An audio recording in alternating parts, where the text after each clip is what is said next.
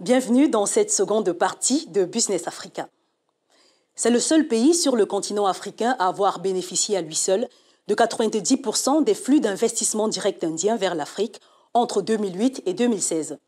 L'île Maurice a reçu 47,6 milliards de dollars d'investissement indien sur un total de 52,6 milliards de dollars alloués à l'Afrique. Le récit de Barbara Lundu et Linette Bahati.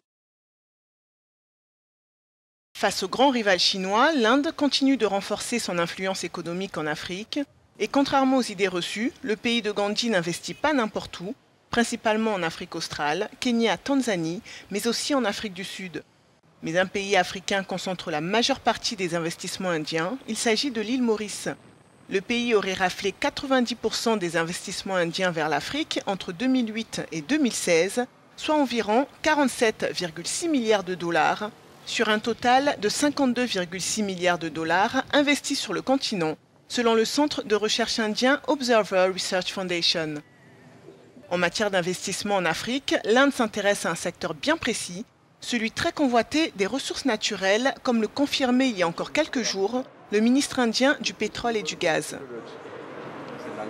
Les investissements de l'Inde sont là, au Soudan du Sud, au Mozambique, au Nigeria. Nous importons une grande partie de nos besoins du Nigeria. Nous considérons donc l'Afrique comme la plus grande opportunité pour l'Inde. Le prochain sommet Inde-Afrique se tiendra en 2020.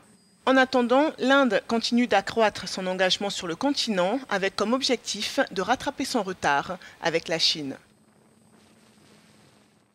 C'est la fin de cette édition de Business Africa. Merci d'avoir été des nôtres. Envoyez vos questions, commentaires et suggestions sur Twitter @nkenga1 et sur Facebook Armelga. Très bonne suite des programmes sur Africa News et africanews.com. À très vite.